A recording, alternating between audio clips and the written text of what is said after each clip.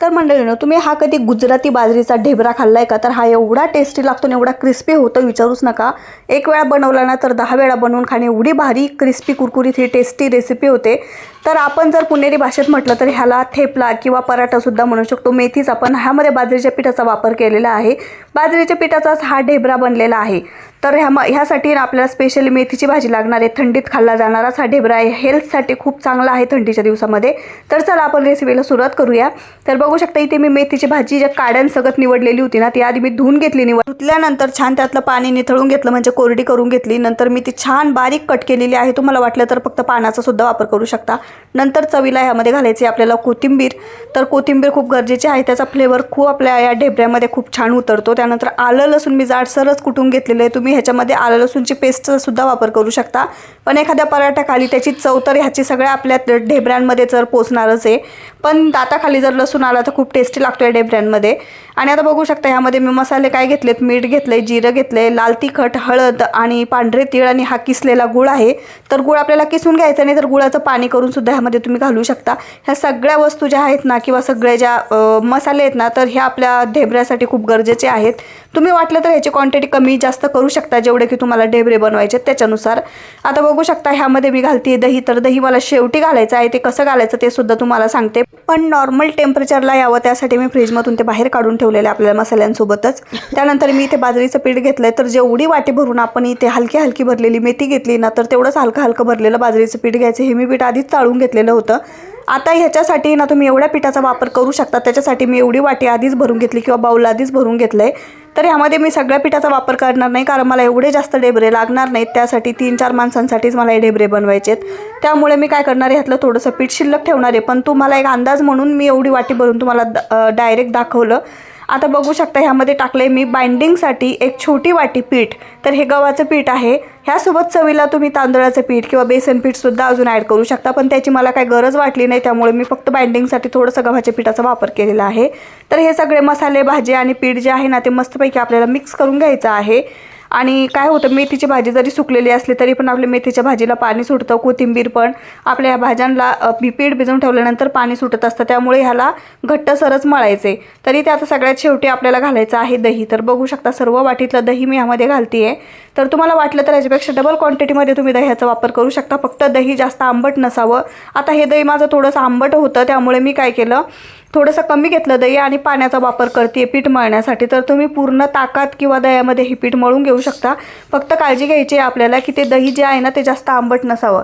आता बघू शकता मस्तपैकी आपल्याला ह्याला आहे ना प्रेस करत करत छान भाजीतलं पाणी बाहेर निघेन एवढं आपल्याला हाताने मळून घ्यायचं आहे. आणि याचा घट्टसर गोळा आपल्याला मळून घ्यायचा आहे. जसं पाणी लागेल तसं पाणी घालायचं आहे, पण जास्त पाणी इथे लागत नाही, भाजी ओलसर असल्यामुळे.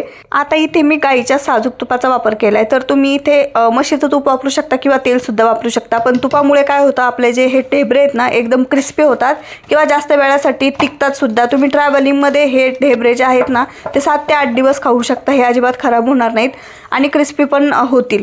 त्यामुळे मी तुपाचा वापर केला. तुम्ही वाटलं तर तेल गरम करून ह्यामध्ये घालू शकता. आता बघू शकता मस्तपैकी ह्याला मी झाकून ठेवते, पण झाकून फक्त 2 ते 3 मिनिट ह्याला झाकून ठेवायचं आहे. जास्त वेळ तुम्ही झाकून ठेवलं तर पिठाला पाणी सुटेल. आणि आता बघू शकता हा जो पाट आहे ना हा मी स्पेशली किचनसाठी बनवून घेतलेला आहे. छोटासा पाट आहे. ह्याच्यावर मी काहीतरी चपाती लाटू शकते, भाकरीसुद्धा थापू शकते, इवन मी कुठल्या भाज्यासुद्धा ह्याच्यावर कट करू शकते. चांगल्या क्वालिटीचा बनवून घेतलेला आहे. पाटाचं कीर्तन इथे संपूया. आता बघू शकता आपलं जे पीठ आहे ना छान मऊ झालंय, पण मी जे पहिलं भिजवलं त्याच्यापेक्षा सैलसर झाले, म्हणजे थोडंसं त्याला पाणी सुटलेलंच आहे, तुम्ही बघू शकता.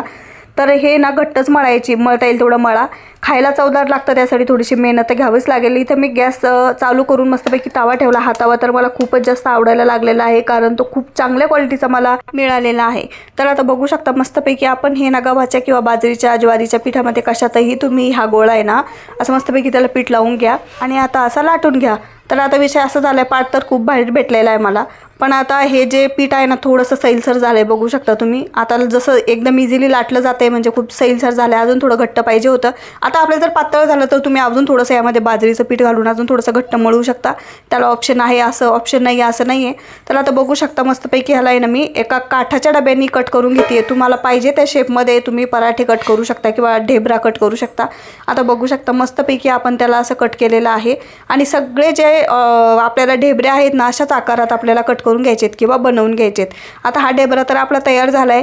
आता आपण मस्तपैकी तवा ठेवलेला तापलेला आहे, तर त्यावर मस्तपैकी आपण थोडंसं तेल घालायचं आहे. याच्यावर जास्त तेलाची गरज नाही पडत, पण आपल्याला ढेबरे जर का जास्त वेळ टिकवायचेत किंवा जास्त दिवस टिकवायचे, तुम्ही 2-3 दिवस तर घरात सहज पॅक बंद डब्यामध्ये जरी ठेवले तरी हे ढेबरे खाऊ शकता. कारण हे आपण तेल लावून क्रिस्पी करून भाजल्यामुळे खराब होत नाहीत आणि विशेष म्हणजे यामध्ये बाजरी पिठाचा वापर केला आहे, त्यामुळे हे चिकट पण होत नाहीत. आणि आता बघू शकता मस्तपैकी अलट पलट करून आपल्याला छान असे ढेबरे भाजून घ्यायच्यात. आणि ह्या तव्यावर शक्यतो रे ना कुठलाच पदार्थ बनवलेला एकदम करपत नाही, त्यामुळे हे खूप क्रिस्पी होतं ह्या तव्यावर बनवलेले पदार्थ. तर बघू शकता आता मेथीच्या पानामुळे तुम्हाला असे डाग पडलेले दिसतात, पण डाग पडलेले नाही आहे, फक्त मेथीचे पानं आहेत ना तिथे फक्त डार्क कलर झाला ढेबऱ्याचा. आणि आता मस्तपैकी बघू शकता दुसऱ्या बॅचमध्ये मी असे 2 ढेबरे ॲट अ टाईम शेकून घेतले होते. बघू शकता कलर पण किती छान आला आहे. आणि असे थोड्या वेळाने तर तूप टाकल्यामुळे थोड्या वेळाने अजून जसं जसं वेळ जाईल का तसे ते एकदम क्रिस्पी होत चालतात. गरम असल्यामुळे थोडासा मऊ दिसायला. आता ह्याच पद्धतीने मी जे आहेत ना सर्व ढेबरे बनवून घेतलेत. हा शेवटचा बनवून दाखवते तुम्हाला, बघू शकता तुम्ही. आणि आता मी थोडंसं त्यामध्ये बाजरीचं पीठ ॲड केल्यामुळे ते थोडासा पिठाचा गोळा घट्ट झाला होता, त्यामुळे मला जे बाकीचे जे ढेबरे आहेत ना ते बनवायला खूप सोपे गेले. तर बघू शकता हे आपला शेवटचा ढेबरा आहे बनवण्याचा. तर बघू शकता सगळे ढेबरे आपले बनवून झाले. तर दुसरी गोष्ट म्हणजे बघू शकता आता मी शेवटच्या बॅचमध्ये मी 3 आपले जे ढेबरे आहेत ना ॲट अ टाईम शेकून घेतलेला मोठा तवा आहे. नंतर मी छान किचन ओटासुद्धा साफ करून घेतला होता, कारण खूप पीठ सांडलं होतं आजूबाजूला, त्यामुळे मी आधी क्लीन करून घेतलं म्हणजे बाकीचं काम करायला सोपं होईल. तर खूप पसारा दिसतो, आपल्याला काम सुचत नाही. त्यामुळे आता बघू शकता कढईमध्ये मी 1 चमचा तेल घातलं, त्यामध्ये घातलेलं आहे जिरे. तर आपल्याला बनवायचं काय माहिती आहे का, आता बनवायची आपल्याला चटणी.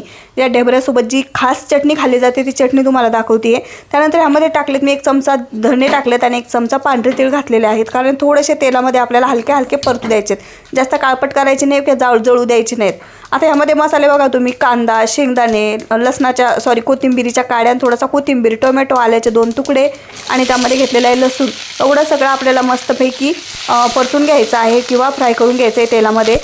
फक्त ह्यामध्ये मीठ घालायला विसरू नका. तर आपण आता मस्तपैकी याला हलकं थोडंसं परतून घ्यायचं. तुम्ही बघू शकता आता हलक्या परतून झाल्यात भाज्या. आता ह्यामध्ये घालूया चवीनुसार मीठ.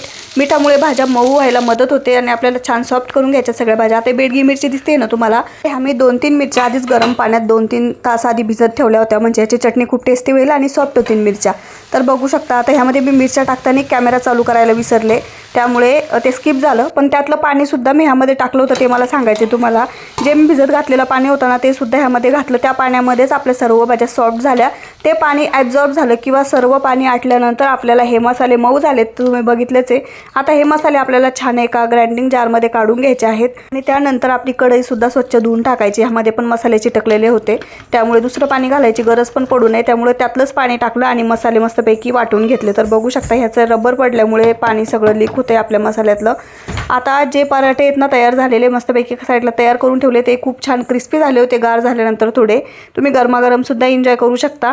आणि आता बघू शकता मस्तपैकी किती दिसायला छान दिसत आहेत की नाही. आणि आता आपण मस्तपैकी ही चटणी जी ग्राइंडिंग जारमध्ये बारीक केली आहे ना, ही मस्तपैकी एका बाउलमध्ये काढून घेऊया. या पद्धतीने एवढा भारी वास येत होता, तुम्हाला काय सांगू. धने वगैरे, कोथिंबीर, त्याचा खूप भारी सुगंध येत होता. सर्व घरात चटणीचा सुगंध दरवळला होता.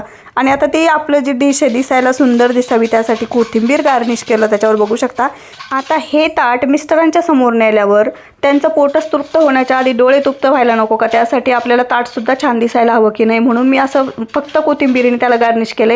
ह्यासोबत तुम्ही लोणचं, कुठली तरी चटणी किंवा गूळ काही पण खाऊ शकता, कारण हे पराठे भाजीसोबत कशासोबतही खूप छान लागतात. इवन तुम्ही जर कोरडे जरी खाल्ले नाही हे ढेबरे तरीसुद्धा खूप छान लागतात. आता पुणेरी भाषेमध्ये म्हटलं तर तुम्ही ह्याला पराठा किंवा थेपलासुद्धा म्हणू शकता आणि गुजराती भाषेमध्ये म्हटलं तर ह्याला ढेबरच म्हटलं जातं.